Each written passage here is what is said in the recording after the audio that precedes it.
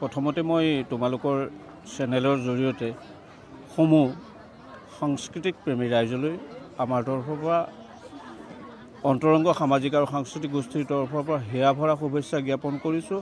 আজি এই আন্তঃৰাষ্ট্ৰীয় বাণিজ্যিক মেলাৰ এই মঞ্চৰ সন্মুখত উপবিষ্ট সমূহ ৰাইজলৈ আমাৰ কৃতজ্ঞতা আৰু ধন্যবাদ আন্তৰিক অভিনন্দন জ্ঞাপন কৰিছোঁ। যিসকলো প্ৰতিযোগীয়ে ইয়াত অংশগ্ৰহণ কৰিলে তেখেতলোকলৈ আমাৰ হিয়া ভৰা শুভেচ্ছা জ্ঞাপন কৰিছোঁ।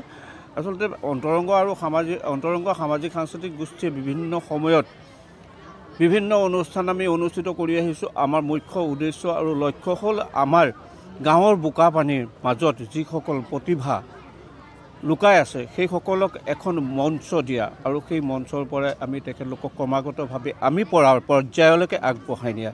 এই ক্ষেত্ৰত অন্তৰংগ সামাজিক সাংস্কৃতিক গোষ্ঠীৰ বিষয়ববীয়াসকলৰ আমি সকলোৱে দৃঢ়বদ্ধভাৱে প্ৰতিশ্ৰুতিবদ্ধভাৱে আমি কাম কৰি আহিছোঁ। তাৰ ফলশ্ৰুতিত আজি এই আন্তঃৰাষ্ট্ৰীয় বাণিজ্যিক মেলাত আমি ঢোলবাদন আৰু সৃষ্টিশীল নৃত্য প্ৰতিযোগিতাভাগ আয়োজন কৰিছিলোঁ।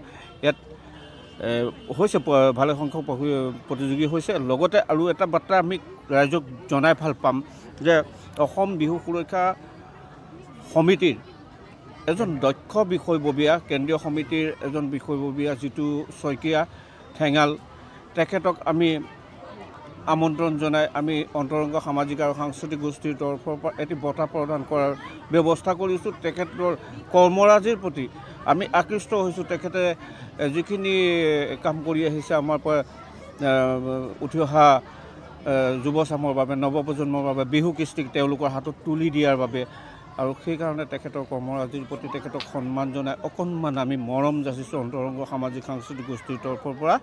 আৰু সকলোলৈকে মই এপাহতে পুনৰ ধন্যবাদ আৰু কৃতজ্ঞতা জ্ঞাপন কৰিছোঁ আৰু আশা কৰিছোঁ অন্তৰংগ সামাজিক আৰু সাংস্কৃতিক গোষ্ঠীৰ উদ্যোগত আমাৰ যিখিনি অনুষ্ঠান হয় অনাগত দিনত সকলোৰে পৰা আমি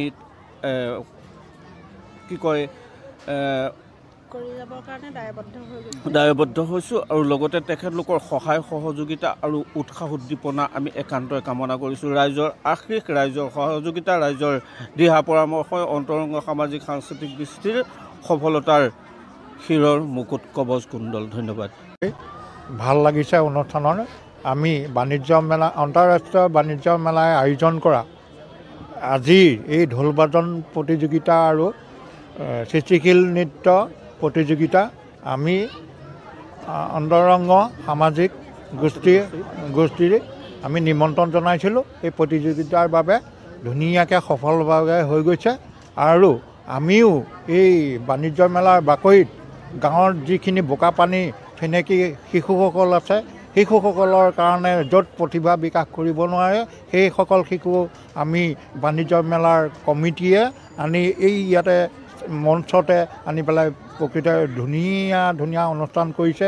এইকেইদিন যোৱা 3 ডিচেম্বৰৰ পৰা অহা 22 ডিচেম্বৰলৈকে এই অনুষ্ঠান হ'ব আৰু বহুতো স্কুলে আহি পেলাই, বিদ্যালয় আহি আমাৰ এই অনুষ্ঠান কৰিছেহি। ভাল লাগিছে। বিশেষকৈ যোৱা দেওবাৰে আমি এটা বিশেষ কাৰ্যসূচী হাতত লৈছিলোঁ। আমাৰ ঢুলীয়া শিল্পী সন্থাৰ সঞ্জয়নত আমি ঢোলবাদন চক্ৰ এখনি আৰম্ভ কৰিছিলোঁ। ইমান ধুনীয়া সৰু সৰু ল'ৰা ছোৱালীয়ে আহি ইয়াত ঢোল বজালে সঁচাকৈ ভাল লাগিল। আজিও সৰু শিশুসকলে যি ঢোলবাদন প্ৰতিযোগিতা কৰিলে আৰু সৃষ্টিশীল নৃত্য প্ৰতিযোগিতা কৰিলে সকলোলৈকে ধন্যবাদ জনাইছোঁ। এইদৰে সদায় সকলো শিশু এনেকৈ ওলাই আহি আমাৰ এই মঞ্চতে আহি এটি সুন্দৰ প্ৰতিভা বিকাশ কৰে যেন। ধন্যবাদ জনাইছোঁ সকলোকে।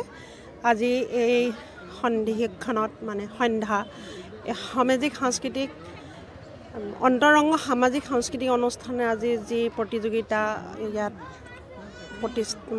অনুষ্ঠিত কৰিলে বহুত সুন্দৰভাৱে হৈ গৈছে আৰু বহুত প্ৰতিযোগিতাই আজি ইয়াত সহযোগিতা কৰিছে আৰু সুন্দৰভাৱে ঢোল বাদন আৰু সৃষ্টিশীল নৃত্য হৈ গৈছে। আজি বহুত ভাল লাগিলে, ময়ো তেখেতসকলৰ লগত আজি সহযোগিতা আগবঢ়াইছোঁ আৰু আগলৈকে তেখেতসকলে যাতে এইদৰে সুন্দৰ সুন্দৰ অনুষ্ঠানবিলাক ৰাইজক দি যায় আৰু উঠি অহা প্ৰজন্মই যাতে সেই মঞ্চ লৈ তেওঁলোকৰ প্ৰতিভা বিকাশত সহায় হয় তাৰে কামনা কৰিছোঁ। তেখেতসকলৰ উজ্জ্বল ভৱিষ্যত কামনা কৰি মোৰ ছুটি মন্তব্য ইয়াতে সামৰণি মাৰিছোঁ। ধন্যবাদ। যোৰহাট নগৰৰ মাজমজিয়াত মুকলি হ'ল অত্যাধুনিক সা সুবিধাযুক্ত বিলাসী অতিথিশালা শ্ৰাংগিল্লা হোমষ্টে। দৈনন্দিন জীৱনৰ ব্যস্ততাৰ মাজত অকণমান সময় বা এটা ৰাতি এটি শান্তিৰ সেউজীয়া ঘৰুৱা পৰিৱেশত নিজৰ প্ৰিয়জন অথবা পৰিয়ালৰ লগত কটাব বিচাৰিছে নেকি আপুনি? তেনেহলে আহক শ্ৰাংগিল্লা হোমষ্টেলৈ। শ্ৰাংগিল্লা হোমষ্টে পৰিয়ালৰ পৰা আপোনালৈ আন্তৰিক স্বাগতম। হয়, এটা অসমীয়া ঘৰুৱা পৰিৱেশৰ লগতে আপোনালোকে ইয়াত লাভ কৰিব শ্ৰাংগিল্লা পৰিয়ালৰ উষ্ণ আতিথ্য আৰু অসমীয়া থলুৱা খাদ্য সম্ভাৰ। তদুপৰি আমাৰ ইয়াতে আছে আহল বহল আৰামদায়ক অধিক সুবিধাযুক্ত শীততাপ নিয়ন্ত্ৰিত কোঠা, 24 ঘণ্টাই বিজুলী সৰবৰাহৰ লগতে জেনেৰেটৰৰ সুবিধা আৰু শক্তিশালী চিচি কেমেৰাৰ ব্যৱস্থা, বিনামূলীয়া ৱাইফাই সুবিধা, কাৰ পাৰ্কিঙৰ ব্যৱস্থা, ন্যূনতম মূল্যত গাড়ী চালকৰ বাবে কোঠালিৰ ব্যৱস্থা, লগতে আপোনাৰ প্ৰমোদৰ বাবে উপলব্ধ এখন মুক্ত টেৰেছ, য'ত মুকলি আকাশৰ তলত আহাৰ গ্ৰহণৰ আনন্দ লাভ কৰিব পাৰিব আপুনি। আপোনাৰ বাবে এটি সুখবৰ, আমি প্ৰথম 20 জন গ্ৰাহকলৈ আগবঢ়াইছো 30% ৰেহাই মূল্যত অত্যাধুনিক কোঠালি। 3 জনৰ বাবে উপলব্ধ কোঠা 3000, কিন্তু বৰ্তমানৰ মূল্য 2100 টকা প্ৰতি নিশা। 2 জনৰ বাবে উপলব্ধ কোঠা 2500 টকা, কিন্তু বৰ্তমানৰ মূল্য 1750 টকা প্ৰতি নিশা। তেনেহলে পলম নকৰি এতিয়াই আমাৰ শ্ৰাংগিল্লা হোমষ্টেলৈ আহিব পাৰে। আপোনাক স্বাগতম জনোৱা হৈছে আমাৰ পৰিয়ালৰ তৰফৰ পৰা। অধিক জানিবৰ বাবে আমাৰ যোগাযোগ নম্বৰত যোগাযোগ কৰক। আমাৰ ঠিকনা DCB ৰোড, হেমবৰুৱা পথ, তৰাজান কাকতি গাঁও, যোৰহাট।